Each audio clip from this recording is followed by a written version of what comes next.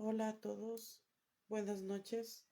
En esta ocasión, aprovechando que no tenemos sueño, vamos a leer del libro Cabeza de Gallo y otros cuentos de César Dávila Andrade, uno de sus escritos. Como ustedes deben saber y los que no, pues César Dávila Andrade es un escritor cuencano, uno de los más aclamados por sus obras. La que más resalta es Boletín y Elegía de las Mitas y Catedral Salvaje, dándose a conocer a nivel de Latinoamérica. Vivió en algunas ciudades entre Quito y Caracas. Ha publicado diferentes libros. Él nació en 1918 y vivió hasta 1967. Uno de los cuentos que voy a leer de este libro, Cabeza de Gallo y otros cuentos, se titula Cabeza de Gallo. Sobre la colina cerníase una diabólica tormenta de vitalidad. Entre las parvas de bagazo rojizo y los galpones embanderados, entre el olor de la tierra recalentada y las emanaciones de los toneles, la plaza ardía como un horno encendido la víspera. Oíanse disparos de pólvora vana, grandes globos de colores cabeceaban en el aire. A veces una racha de viento les hundía los flancos y derivaban peligrosamente como criaturas golpeadas en el abdomen. Ignoraba dónde iba y con quiénes estaba. Todos constituíamos una gran familia enajenada, rodeada de vapores y espejismos.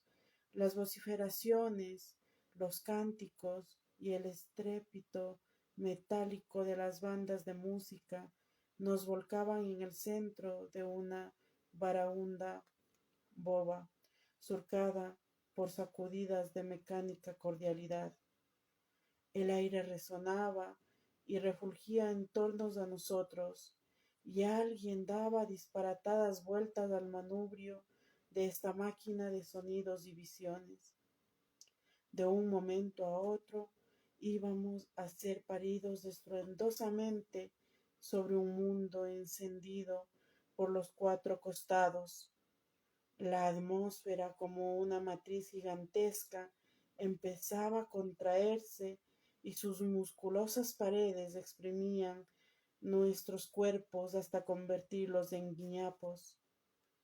Era aterradoramente bello ser batido y molido con los dioses y las nubes, los caballos, las mulas y las cañas, y los toneles y las tiendas de colores que crujían, y olvidar todos los límites dentro de aquel fluctuante cataclismo, mar de forma y percepciones. A ratos llegábamos al infinito y volvíamos repelidos por las cascadas del océano universal, tan parecido a un baño de ciento caliente. Los jinetes ya borrachos atravesaban la plaza con sus caballos encintados y nos golpeaban sin causarnos daño. Todos los peligros se tornaban curiosamente blandos dentro de la holgada y calurosa cavidad de la fiesta. Una entrañable demencia les quitaba el poder de herir.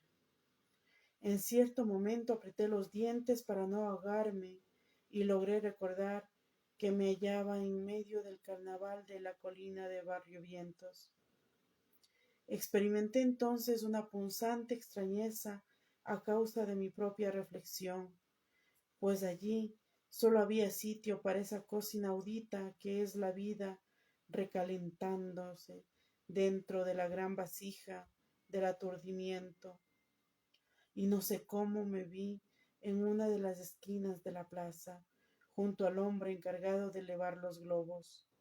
En ese instante hinchaba con humo las chamisas un gran globo elíptico sobre el que estaba pintado una custodia con sus rayos de oro.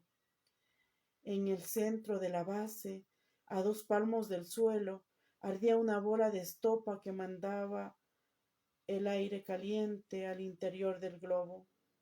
Las superficies vibraban y crujían contra el viento. Cuando estuvo lleno y a punto, se levantó hasta la altura de su rostro, le imprimió un movimiento circular y el globo partió cabeceando hacia la altura.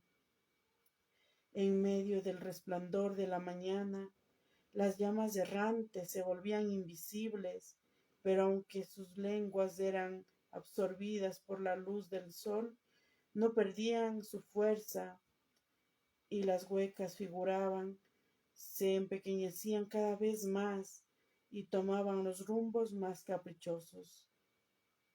Algunas súbitamente, desventradas por una espada de fuego, se precipitaban como guiñapos lacios en la lejanía, en tanto que otras eran arrastradas hacia los bosques o caían cerca de una casa perdida en el campo o terminaban de arder sobre un tejado ante un sobresalto de los mayores y el asombro de los niños.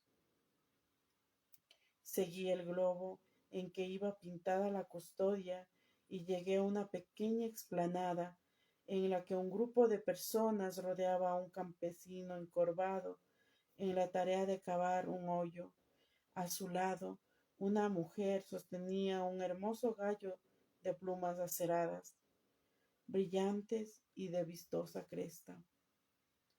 La embriaguez de las primeras horas se evaporaba de mi cabeza y me dejaba en un estado de estupor que me obligaba a contemplar todas las cosas como si ocurrieran en una atmósfera imposible de compartir y al mismo tiempo inevitablemente ligada a mi conciencia. Con su mano en forma de cuchara, el campesino acabó de extraer los últimos terrones del hoyo y pidió el gallo a la mujer. El ave, con las alas plegadas, estaba envuelta en un trapo de colores. Las patas amarillas salían por debajo del trapo, atadas con una fibra de cabuya. El hombre lo tomó y lo enterró dejándole fuera únicamente la cabeza, en torno a la cual apelmazó la tierra golpeando con el puño. Las risas y las exclamaciones ahogaban los cloqueos del gallo, pero sus ojos, como 2 gotas de cristal, miraban enloquecidos a todas partes. El campesino limpió el cascajo sobrante de los lados y contempló satisfecho su obra. A ras de tierra brotaba una matita extrañadamente insólita, un tallo erizado de plumas, una flor viva que se desesperaba por arrancarse del suelo. Un muchacho gigantesco y flaco, de largos brazos huesudos, empezó a golpear las manos por encima del grupo. El que capitaneaba la diversión le vendó los ojos con un pañuelo y otro le proveyó de un palo nudoso de unos 2 metros de largo. Le condujeron a cierta distancia del grupo y le obligaron a dar varias vueltas sobre sí mismo, en tanto que recitaban una absurda letanía lugareña. A continuación le abandonaron todos a un tiempo y se alejaron en puntillas, a fin de despistarle acerca del lugar que escogían para contemplar el desarrollo de la acción. El muchacho vendado apoyó el palo a modo de bastón, elevó la mano izquierda y recorrió con ella la atmósfera varias veces sobre su cabeza, esforzándose por orientarse hacia el lugar en que brotaba del suelo la cabeza del gallo. De pronto se volvió con viveza. Había oído una pequeña risa reprimida y ese detalle lo dirigió. A continuación, rieron todos los del grupo y se alentaron un par de palabras para seguir el camino que había tomado. Empezó a aventar, tanteando del suelo con el palo que ahora aferraba en ambas manos. Un muchacho, desprendiéndose del grupo, se adelantó con gran sigilo y colocó un pedazo de mazorca de maíz en el trayecto del vendado. Este descubrió la mazorca con la punta del palo y, creyendo que había alcanzado la cabeza del gallo, elevó derechamente el garrote. Cuando lo tuvo vertical sobre sí mismo, tomó una larga aspiración, la retuvo y enseguida descargó un golpe tan feroz que hizo pedazos la mazorca y aventó los granos en todas las direcciones. Todos estallaron en horribles carcajadas. El garrote volvió a elevarse buscando direcciones en el aire. Se orientaba como una aguja. Un cloqueo furtivo semejante a una burbuja que se rompe le dio el indicio decisivo. Ahora avanza derecho. Cuando la cabecita coronada de crestas rojas estuvo al alcance del garrote, una mujer lanzó un chillido nervioso. El vendado bajó el palo y empezó a rastrear el suelo con el extremo, sensible como un dedo. De pronto el gallo se sintió tocado y emitió un quejido de sorpresa. En el pico entreabierto, la lengua le palpitaba con afilado vaivén. Ahora sí, el palo se elevaba contra el cielo, absorbiendo toda la energía y la maña de los brazos del vendado. De repente descendió relampagueante. El grito de los espectadores reventó con violencia y terminó un murmullo de mal humor. El vendado había errado el golpe. En ese instante, por detrás de un corte del terreno, apareció un muchacho con los ojos desorbitados y gritó: «¡Favor! Se quema la iglesia». Hubo un segundo de parálisis, el silencio de una vuelta completa alrededor de sí mismo. Enseguida, un grito único se arrancó de las lenguas y todos corrieron hacia la plaza. El pañuelo que había servido de venda, todavía anudado, cayó cerca de la cabeza del gallo. Yo fui acercándome a él. Ambos estábamos alegres de que todos se hubieran marchado y de que ardiera la iglesia. Movió la cabecita de derecha a izquierda y con una tensión conmovedora sus ojos de rubí reunieron la inmensidad. Sentirse sepultado vivo y no poder aletear ya nunca ni estirar la pata con el espolón bajo el ala desplegada. Lanzó un cloqueo de asombro y sacudió la cabecita. Miré hacia donde él miraba y vi a la gallina Clara Legor salir de entre la alfalfa. Venía preocupadísima. Llegó junto al enterrado, pero no pudo decirle nada en el primer momento. Un cloqueo oscuro le hirvió en el buche y la garganta sin acertar a salir. Era angustia con olor a maíz tibio y a gorgojos. Clara Legor ladeó la cabeza como cuando empollaba acostada en el nido y con delicada atención escuchó el bullidor espacio en el que se formaban los puntos que pugnan por convertirse en pollos. Picoteó el suelo en torno al cuello del enterrado y sus patas escamosas, no muy aseadas, empezaron a escarbar nerviosamente. Esa fue la señal.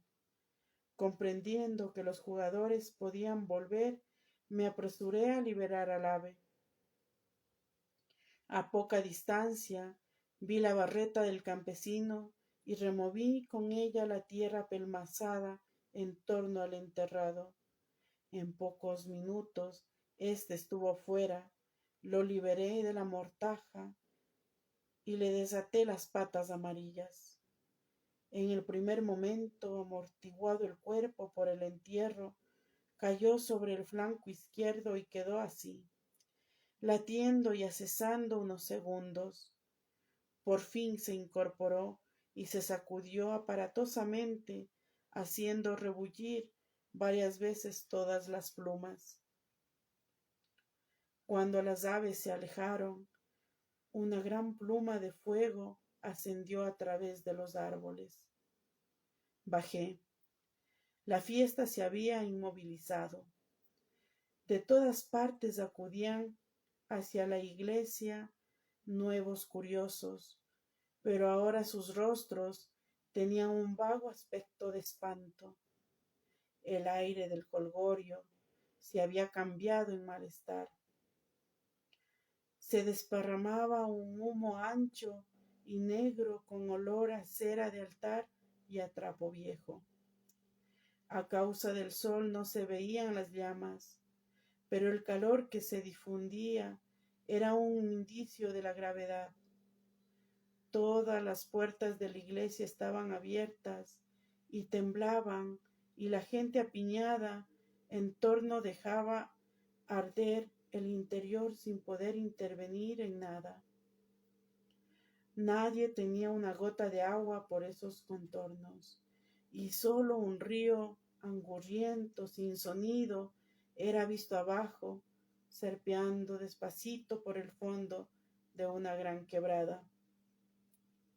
Cuando el incendio empezó a morder el altar compuesto en lo alto con la imagen crucificada del patrón de la fiesta, la gente cayó de rodillas murmurando y clamando un milagro, pero no ocurrió nada.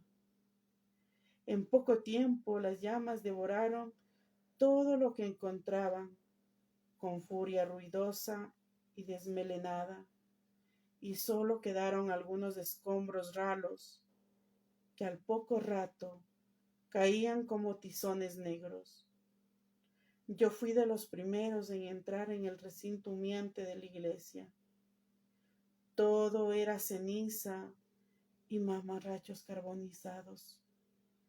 Pero cuando llegamos al lugar en el que había caído el altar del patrón de la fiesta, entre los escombros renegridos y los adornos quemados, vimos el cuerpo del crucificado, que sin brazos ni piernas apenas había sido tocado por el fuego. Su rostro manchado de ceniza y envuelto a medias en un jirón de cortinaje púrpura que no había llegado a consumirse. Adquiría un punzante aspecto de gallo de riña maltratado y sangrante sobre el suelo sucio y descompuesto del combate. Y de pronto, sus ojos de vidrio inertes y anhelantes me recordaron vagamente los ojos diminutos y vidriosos de alguien a quien aquella misma tarde había visto mirarme desesperadamente.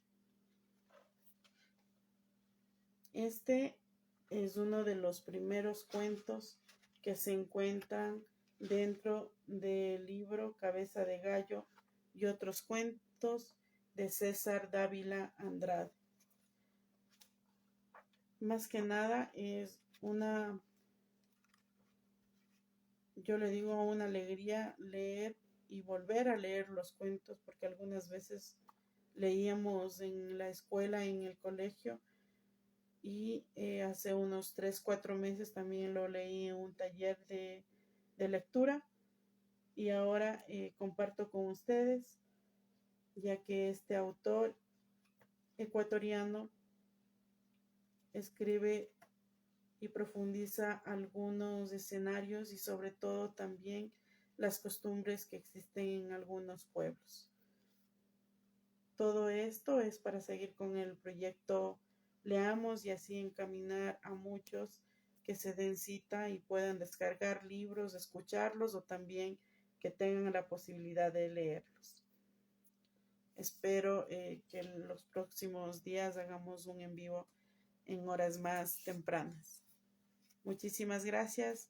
Hasta una nueva oportunidad.